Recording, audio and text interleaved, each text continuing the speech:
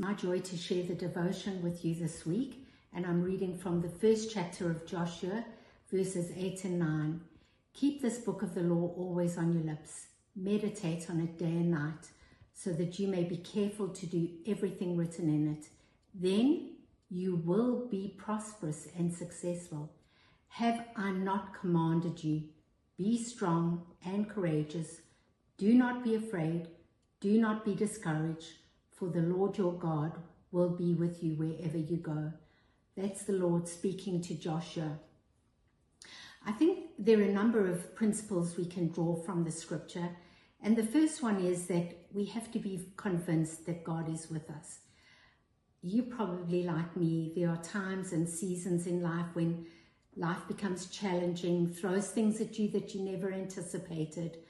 You become very, very concerned, anxious.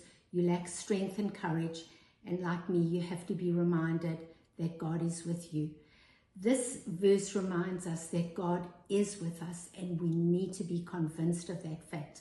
Not just hope that God is with us, but be convinced that God is with us.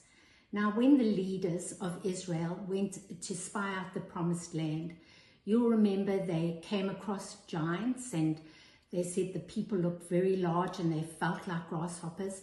And immediately, even though they knew that God was with them and that God was going to lead them into this beautiful land flowing with milk and honey, they became very negative. Their thoughts were negative and their words were negative. The second thing I think that is important to note is that we need to be careful with our thoughts and our words. Be careful what you're thinking. Take those thoughts captive.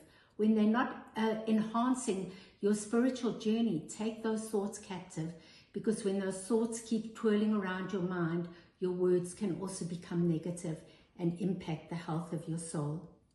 And then finally, I think be committed to the journey. Know that God is going to see you through this season. Know that God will walk with you through this.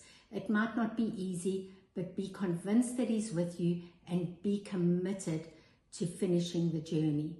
And so, my friends, really every day in life we make choices. Every single day we make choices. Today we make a choice that we will be convinced that God is with us, that we will be careful with our thoughts and our words, and that we will be committed to finish the journey. Whatever situation you're facing today, I pray that this scripture will encourage your hearts and challenge you and help you in your journey of faith. Know that God is with you and He will see you through. May God bless you.